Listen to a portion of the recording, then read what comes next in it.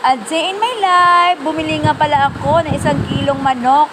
Pag-uwi ko sa bahay, ay agad ko na ang hinugasan. Pagkatapos noon, ay kumuha nga lang ako ng 3 hiwa at ginayat-gayat ko na.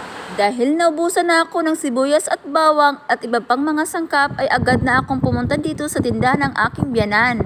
Malapit nga lang ito at hindi naman kalayuan.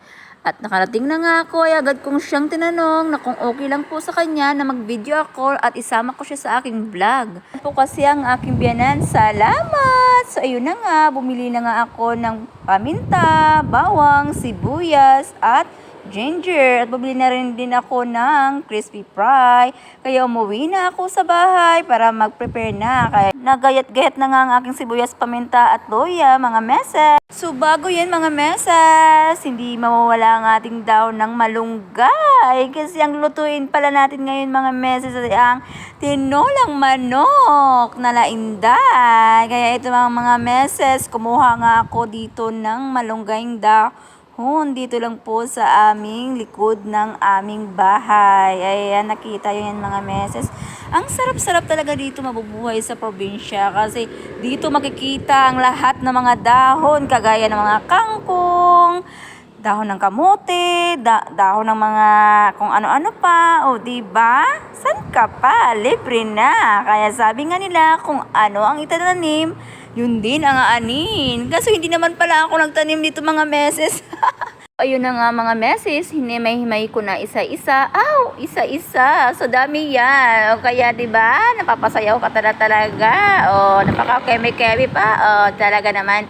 Kaya ito na nga. Papainit na nga ako diyan mga meses. Tapos nilagay ko na nga ng mantika at bawang. Sinunod ko na din po mga meses ang sibuyas. Tapos kunting halong-halo pa. Pagkasunod ay nilagay ko na ang ating manok. Syempre, manok ng bayan. O, diba? Nalagay na rin ako ng asin at paminta at kunting halo-halo lang mga meses. At naglagyan ko na lang din ng kunting tubig. Hindi na masyado maramihan kasi pangit din pag marami. Tinakpan ko na nga at mamaya ay kulong-kulo na nga mga meses. Ayan. At syempre, papalambutin pa natin yan mga 30 minutes. Pagkatapos yung mga meses, ilalagay na natin ang ating malunggay na masustansyang dahon. O, diba? Pagkatapos yung mga meses, tikpan muna natin at bibigyan natin ng 5 minutes. O, diba? Pagbuklat natin mga meses, o, finish na yan. O, ito na mga meses. Kain na tayo mga meses.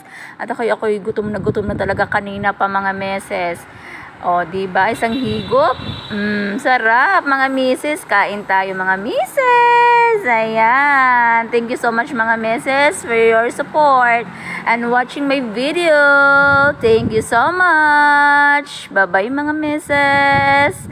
Ingat po kayo. God bless you.